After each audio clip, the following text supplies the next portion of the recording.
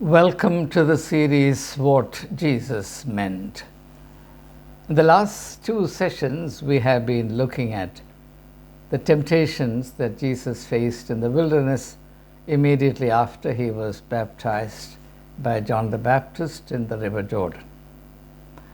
Today, we focus our attention on the second of the three temptations, the temptation in which Jesus is led to the top of the temple by Satan, and they're asked to jump down from there, trusting on the promises of God that He will prevent you from being destroyed. And you see that in the fourth chapter of the Gospel according to St. Matthew, verses 5 to 7. Let me read those three verses. Then the devil took Jesus to the holy city and had him stand on the highest point of the temple. "If you are the Son of God," he said, "throw yourself down, for it is written," and he's quoting from the 91st Psalm, verses 11 and 12, "For it is written, He will command His angels concerning you, and they will lift you up in their hands, so that you will not strike your foot against a stone." Jesus answered him, "It is also written, do not put the Lord your God to test." So this is simple. This is the temptation. Now, let me introduce my theme by marking a very important insight into an aspect of spirituality about which we need to be particularly clear, especially these days. A very major, critically important issue in spirituality is, how do we deal with the magical element in the sphere of religion? Now, those of us who have bothered to read a little bit on the sociology and anthropology of religion, I don't consider that to be essential in order to participate in this process, but if you have, then you will very readily see that religion has always existed and will continue to exist, mixed up with the magical, the miraculous. And to the extent that it does so, and this is a point that Immanuel Kant argued very well in his book, Religion Within the Limits of Reason Alone. It came at the fag end of the 18th century. Immanuel Kant's main insight in that book is that obsession with the magical and the miraculous suppresses the development of the ethical sense in human beings. And as far as Kant is concerned, the main purpose of religion is to nurture the ethical sense in human beings.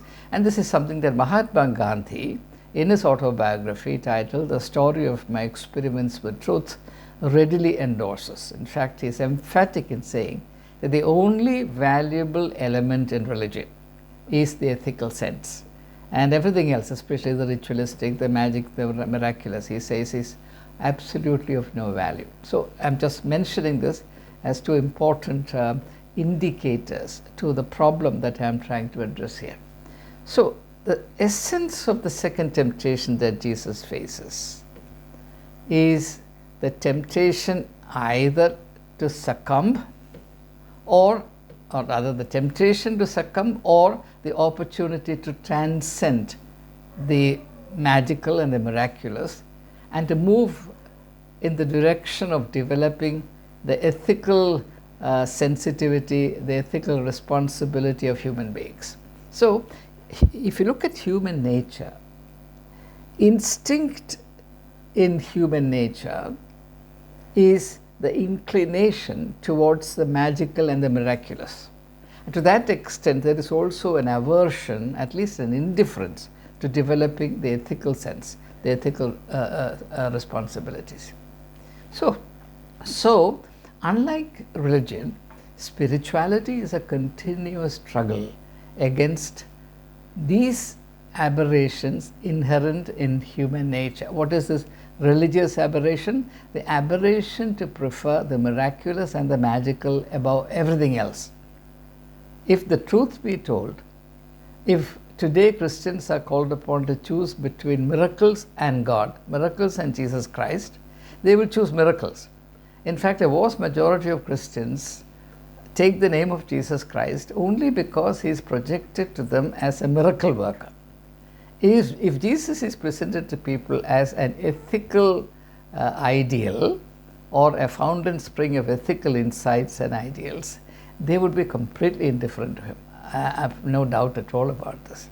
So we have to really become conscious of this key problem in religion, and all religions are the same in this respect.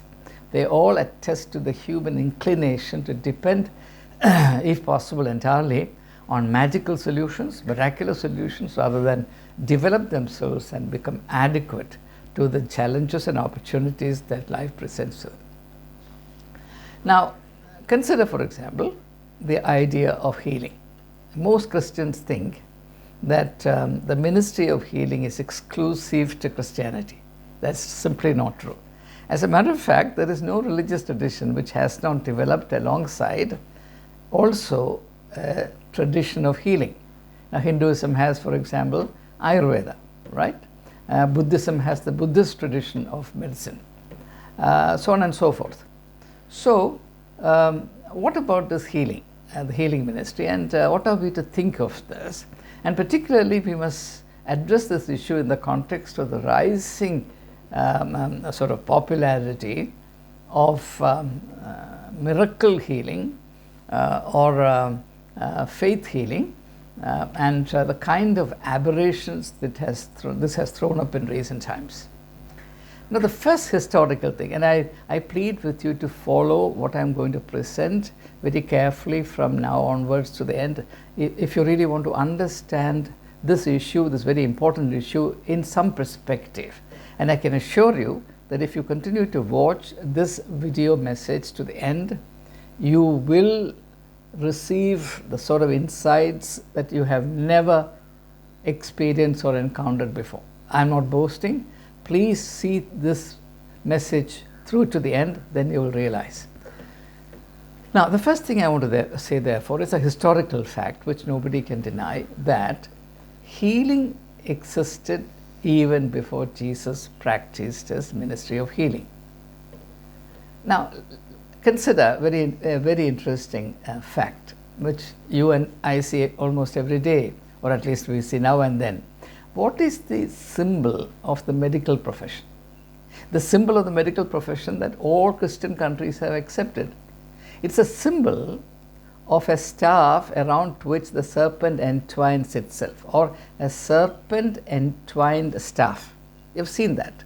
That's the symbol of the medical profession. From where do you think this has come? Any idea? Most people are under the impression that this symbol has come from the Bible. That is simply not the case. We'll see that present. Okay. So now the first appearance of the serpent in the Bible is in the Garden of Eden, where it is not a healer, but it is a tempter. Of course, Satan disguised as the serpent. In the book of Exodus, when an epidemic strikes the people, Moses is advised by God to raise the image of serpent, and those who would look up to it would be healed. But that particular symbol is very surprising in so many ways, because there is no continuity from the serpent in the book of Exodus, a serpent in the book of Genesis, to the serpent in the book of Exodus. In the book of Genesis, it is a tempter, it is a destroyer of human felicity, human health, human happiness, and suddenly in the book of Exodus, it becomes a symbol of healing. How does this happen? Now, the answer to that, of course, must be sought. Don't get offended by historical facts. Unfortunately, I have to say this, Christians have become extremely intolerant of plain facts. Now, what is the fact of the matter? Now, the Greek god of healing was Asclepius. His name was Asclepius, Asclepius, Asclepius. I'm giving the spelling so that you can look look up the reference. Just Google, you'll get all the information. Look up the Wikipedia, you'll get all the information, so that you know what I'm not talking in the air, right? So Asclepius was a Greek god of healing. And the interesting thing about Asclepius was that he was the suffering healer. That's very important from a Christian point of view. The wounded healer. I repeat, Asclepius, the Greek god of healing, was the wounded healer. Now, how did he come to be wounded? The story goes back to the story of Prometheus, who stole fire from the gods and gave it to human beings, for which he was punished by the gods with interminable suffering. He was tied to the rocks in Caucasus, and vultures were made to prey on his liver, and the liver was constantly replenished so that there would be no end to his suffering. But then Asclepius, the god of healing, decided to stand in for Prometheus so that he could be liberated.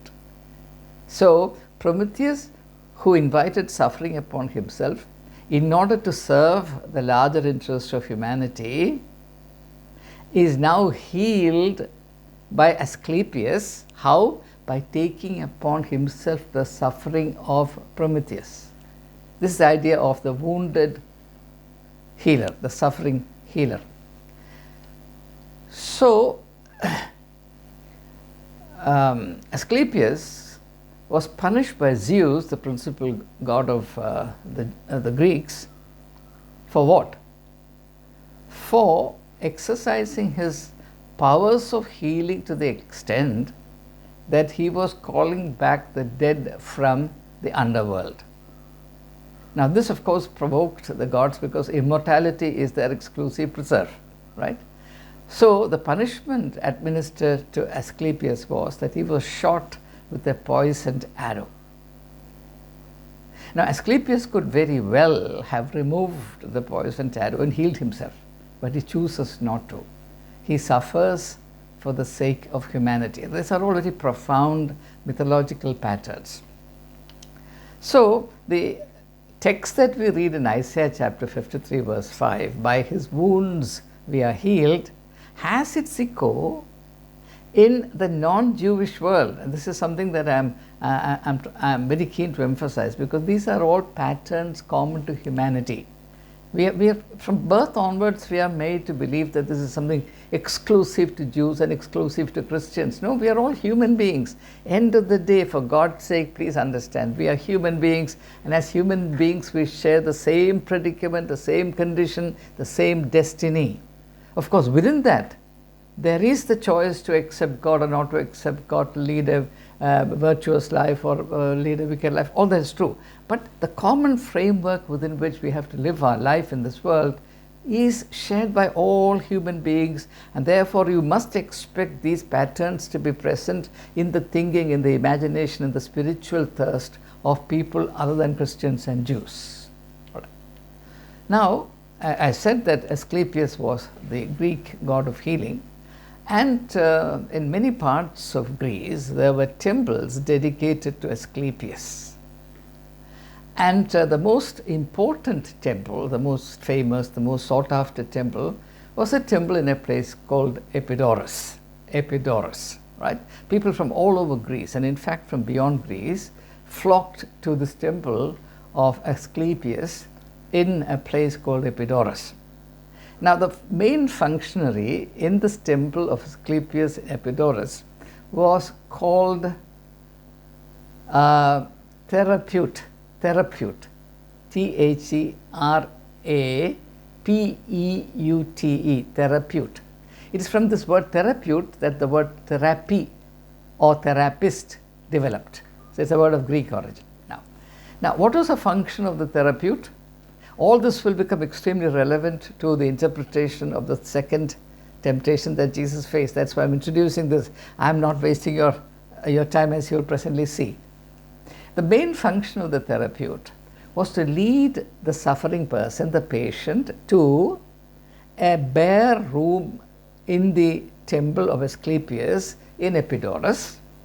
And that room had at the center of it a platform made of stone.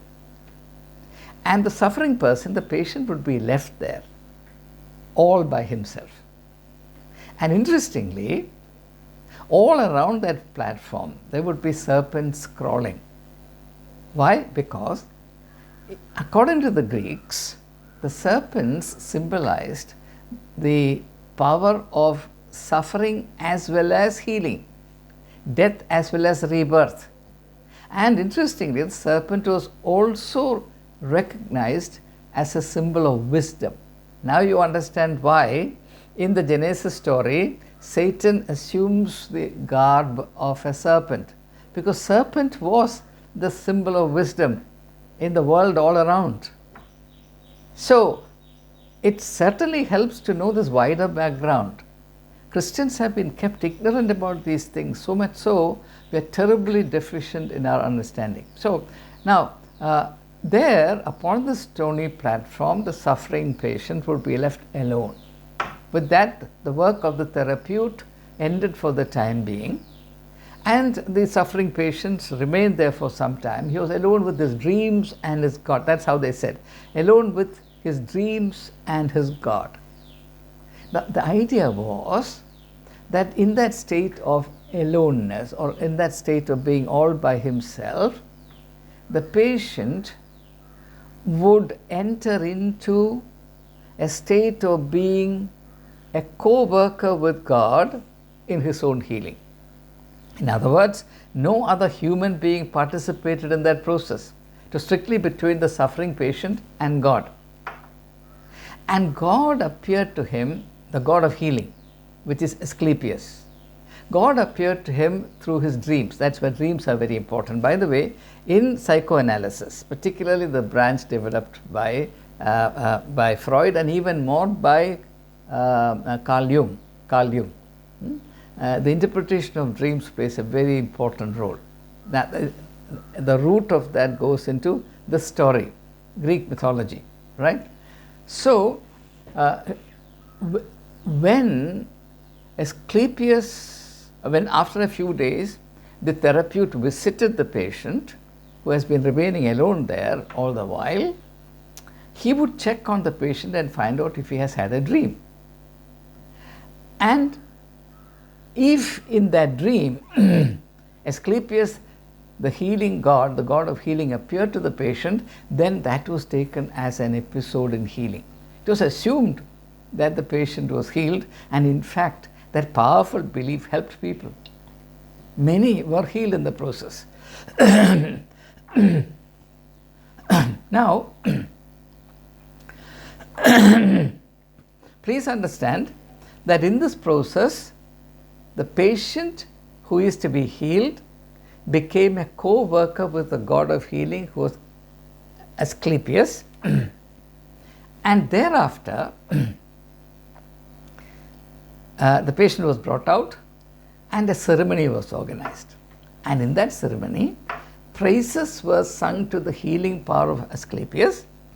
Secondly, a cockerel was offered in sacrifice to God Asclepius.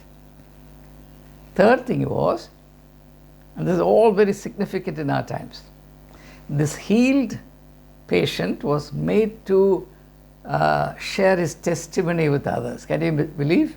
That's exactly what's happening today, right? Healing in the faith healing in our midst is incomplete without personal testimonies. Where do you think this originated? It originated among the Greeks. I dare say no Christian in Kerala knows this. And we think that it's a very profound, exclusive Christian thing, bearing witness, bearing witness. It was done by the Greeks to their god Asclepius, who was regarded as the god of healing. So, anyway, there is a lot to be said about these things, but for want of time, I'm going to conclude this. Now, let's look at the second temptation. As I said a short while ago, that the second temptation is all about dealing with the very strong entrenched presence of the magical and the miraculous in the domain of religion, because that's the foremost issue in religion. What prevents religion from being spiritual is the domination of the magical and the miraculous, which denotes the ascendancy of the selfish and personal interest of the so-called believer, who thinks of religion only in terms of personal gains, personal advantages, some personal benefit. So, the first thing you have to remember here is that Satan has a free access to the temple. There are many people who think that inside the church they are safe from the proximity of Satan. It's exactly the opposite. Now, let's look at a biblical episode to understand this. The Bible very clearly says that just before Judas betrayed Jesus with a kiss, Satan entered him. But please ask, from where did the Satan come? It came from the church. The church of the times. After all, it was the high priest who corrupted Judas. So where did the satanic originate? It did not originate in Judas, it originated in the high priest. So consider another instance. In the Gospel according to St. Mark chapter 1, Jesus goes into a synagogue there to worship on the Sabbath day. And who was sitting there? A man with an evil spirit. So the evil spirit feels perfectly at home inside a place of worship, church, synagogue, whatever. So it is a duty that we have, given all this scriptural information, to expect deception in church life. You cannot have any religious life in any form without deception at work in it. This is the irreducible element in religion, namely deception. All right. Now, Satan is the symbol of deception. He is not what he seems. He is the father of lies, father of falsehood. His chief feature is reflected in religion, and therefore in religion you must expect the subversion of truth, which is the essence of crucifixion. When Jesus was tried before Caiaphas the high priest, not before Pontius Pilate, who was a secular judge. When Jesus was tried before Caiaphas the high priest, he was tried with the help of false witnesses. Jesus, the truth, is put on trial by the high priest with the help of false witness. What more do you want to be convinced that there is a strong presence of untruth, of falsehood, of deception in the domain of religion? So, the interesting thing about how the satanic operates must now be understood. The satanic often presents itself as the savior, or at least a helper. It is under the guise of helping you, or under the guise of wanting to do the ultimate good, that Satan comes to seduce you. We have that pattern already present in the Garden of Eden. How did Satan come and tempt Eve? By pretending to do maximum good to her. If you do what I say, your eyes will open and you will become like God. Can you imagine a higher good than this? So Satan becomes now the savior. So that is how the satanic element always works. And this is very important to understand the healing ministry that happens today. Many people who put on the garb of your saviors, your helpers, your healers may well be diabolic. So it is by pretending to help you that these diabolic elements deceive and exploit you. Now, there are only two possibilities for human beings. One is to seek and obey the will of God, and the other is to make God obey us. Very clear? Either we obey God or we make God obey us. And the second temptation, which is the religious temptation, that's why I'm saying all this, providing all this background. The second temptation is all about making God obey us. Satan wants Jesus to obey him, right? So, if you look at the purpose behind the magical element in religion, all magical elements have one thing in common, and that is they claim or they pretend to have the power to force God to do man's bidding.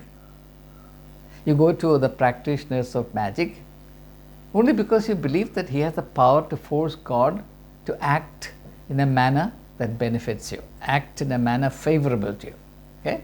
So the purpose in practicing magic is pure and simple. It is to force God to do our bidding. At the same time, we will pray, thy will be done. Now, this is a kind of contradiction that we need to become aware of. And this temptation, the second temptation, the religious temptation of Jesus Christ, or the second temptation which has religion for its setting, invites us, in fact urges us, I would say even compels us to confront this glaring contradiction in the heart of religion. Now, let's again look at second temptation a little more closely. What is Satan here trying to do? Satan is here tempting Jesus to force the hand of God. Now, let's make it very clear. See, it is Satan who takes Jesus to the top of the temple. The will of God is not consulted in going up and reaching the pinnacle. And from there, Jesus has to jump down. And as he jumps down, now God must take care of it. This is exactly the pattern in the world. In our life, we do what we want, and when the consequences get out of hand, we call upon God and say, God, don't you hear my prayers? Don't you have mercy on me? Don't you see that I am perishing, right? Now, this is the pattern in religion. Spirituality, on the other hand, is a discipline of seeking the will of God before we make the first move, and to make sure that every move, that every step that we take is in consonance with God's will for us. Whereas religion is about doing what you want, and then when the consequences begin to threaten you, you suddenly remember that there is someone called God, and since you can't now turn to God, you go to godmen who you believe have the power to arm twist God into favoring you. This is a kind of abominable falsehood, disgusting, ghastly falsehood that bristles in the heart of religion. And it's high time that we realized it. So in this, notice that because it's a religious temptation, Satan certainly will quote the scripture. So he quotes from Psalm 91 verses 11 and 12, and it's like this: he will command his angels concerning you, and they will lift you up in their hands so that you will not strike your foot against a stone. If you jump from the top of the temple premises are all paved with stone, so what will happen?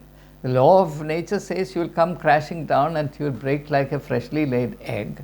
But Satan says, don't you worry. After all, there is God's promise for you. God has promised to make sure that your foot does not strike against a stone. So he will take care of you. Now, look at the pattern. The pattern is that God doesn't matter when you go up the mountain. God matters only when you fall down, and when the force of gravity pulls you down, then God must pull you up. And this kind of absurdity, it exists and it actually thrives in religion. For the most part, this is the sum and substance of the religiosity that we practice. So, high time we realize that our worship is mostly magical. We only inform God about our will under the guise of worship. We package our whims and fancies in the form of prayer. We never see God's will. We never even give a moment of break. We never even pause to hear what God has to say to us.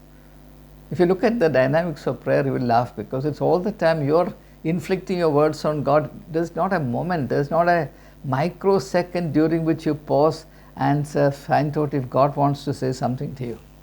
And then, of course, you also say that prayer is a dialogue with God, right? That also is a definition of our prayer, right? This is a very good definition of dialogue, that only you talk and the other person must be bludgeoned into silence, right?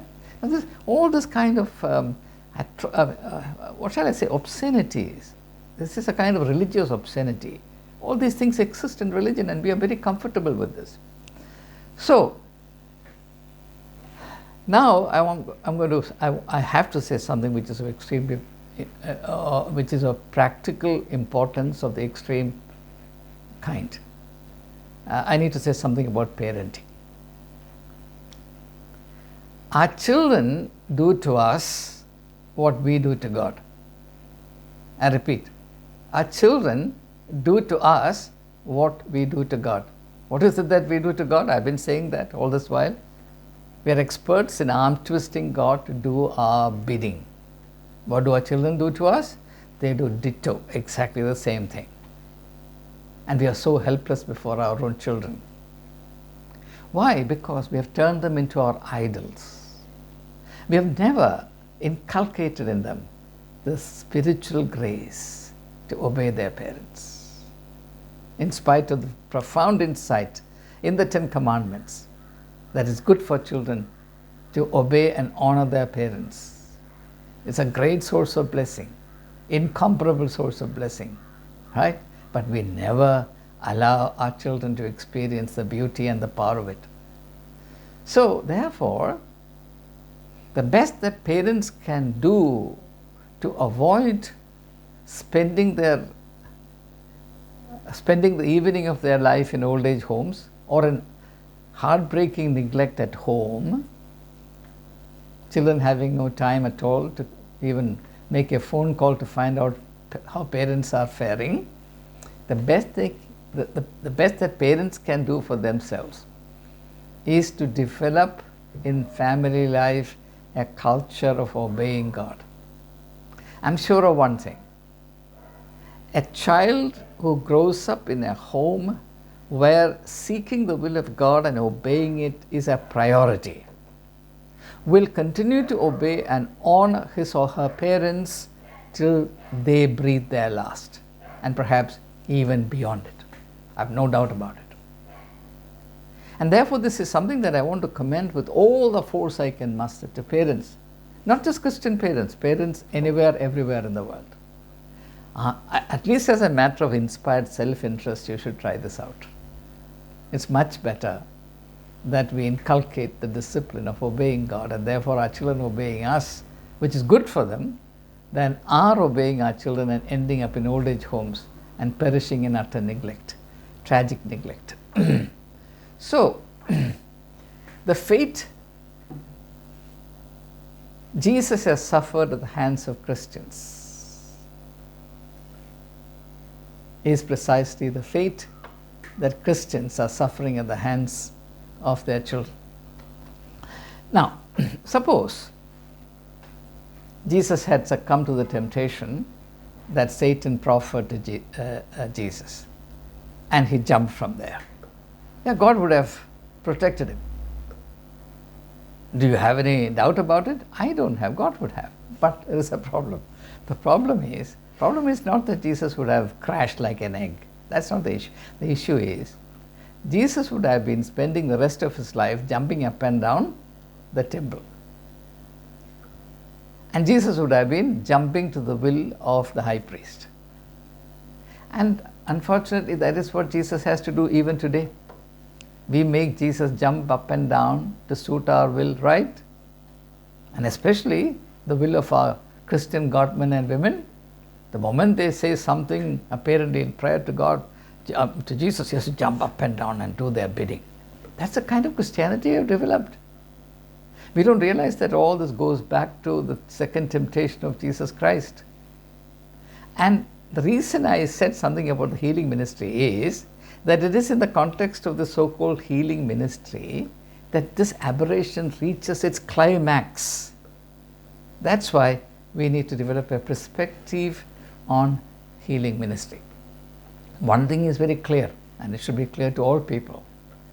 The miraculous is sure to be misused and abused. Miracles are no solution. Miraculous healing is no solution. Jesus raised Lazarus from the dead. Is he alive today? He died. It's not a solution. It's at best a temporary relief. Jesus healed many people of their illnesses. Illnesses still abound in this world. So that's not the solution. God has given us the ability to seek solutions through our growth and development. Suppose, for example, we have just emerged, we have barely emerged from COVID-19 epidemic, right?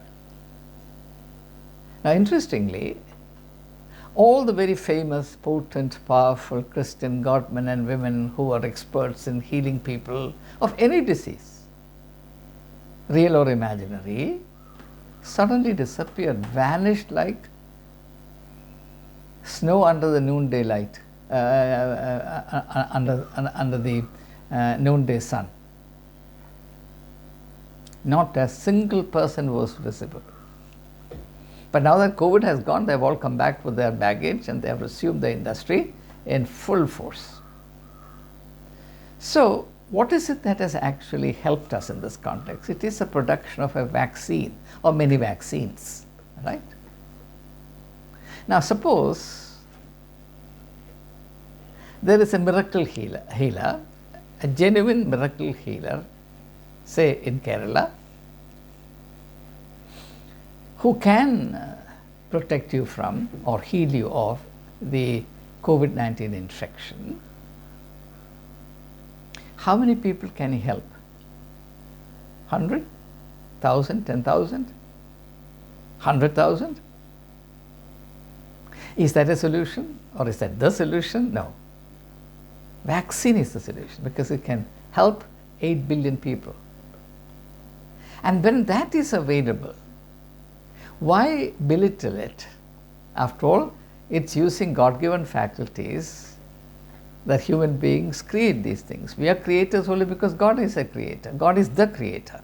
And it is God who has imbued us with the power of creativity, without which we wouldn't have achieved any of these things. Then why do we despise these things? And why do we believe that only the miraculous solution is godly? I would argue that craving for miraculous solution in spite of the alternate provisions that God has made is thoroughly ungodly, utterly ungodly. So long as we remain in bondage to these unspiritual ideas, the roots of which exist in magic, we shall not even begin to be Christians. Now let's take an instance from the New Testament. I mean, let's take the most glaring example, most obvious example of Saint Paul. Paul suffered from a particular condition, and he sort of describes it as the thorn in my flesh. He says, 3 times I prayed to God to deliver me from this affliction, and 3 times I got the answer, my grace is sufficient for you. What is the meaning of that witness? The meaning is this: it is necessary for Paul to be in that state of suffering, for him to continue to be spiritually disciplined, so that he remains true and faithful to the work, the mission God has given to him. It's very important. You read that text, you'll see it very clearly. It is God's way of ensuring that Paul remains an authentic bearer of the good news. That's why God says, my grace is sufficient to you. It proves to be sufficient. After all, the thorn in his flesh did not in any way incapacitate him. Look at the amazing amount of work he did. Much more than 100 people would, or 1,000 people would. It was good for Paul that he had the thorn in the flesh. Thorn in the flesh is actually best understood as a metaphor of the wounded healer, the unhealing wound, which makes you a healer. In fact, the profound spiritual mystery is that the power of healing is contained within the suffering itself. I repeat, the power of healing exists only within the suffering. For example, when our body is wounded, the body suddenly concentrates all its power of healing upon the site of the injury. The body does not borrow it from outside. The body develops what we call the immune system. Now, after you get an infection, you become immune to it. The body develops the capacity. From where has the body developed the capacity? The body has developed the capacity from the infection itself. That's a paradox I'm trying to refer to. That is, the power of healing can emerge only from the suffering of that particular condition. And if anyone comes and suggests you that I have a solution to your problem which is unrelated to your predicament, that person is a deceiver. And those who trust him will be deceived, and they deserve to be deceived. So this is also the mystery of the cross. The cross heals because it is a symbol of the wounded healer. But the cross is also the invitation to all of us to relate to our suffering in an attitude of positivity and the vitality of the faith, believing firmly that even as we are wounded, we are also given the grace to endure that wounded existence in such a manner that the power to heal also emerges from the same thing. In complete contrast to all this is the way that Satan suggests in religion. Shut your eyes to all of this, get addicted to the idea that only miraculous, magical solutions are relevant, run after the miracle workers of your times, these dishonest, devious, deceptive, unconscionable merchants of miracle healing, not one of them who can help themselves. You make a beeline to be cheated and fooled and your pocket picked by them, in spite of the fact that thousands and thousands are routinely cheated and fooled, robbed of their money. This industry of deception continues, and in fact it gains in intensity. And in the midst of it all I can do is to quote the inimitable words of Jesus Christ, which is how the second temptation ends. And I'm going to say that words slowly, prayerfully, meditatively. Jesus said to Satan, "Do not put the Lord your God to the test." I say that again. Do not put the Lord your God to the test. Thank you.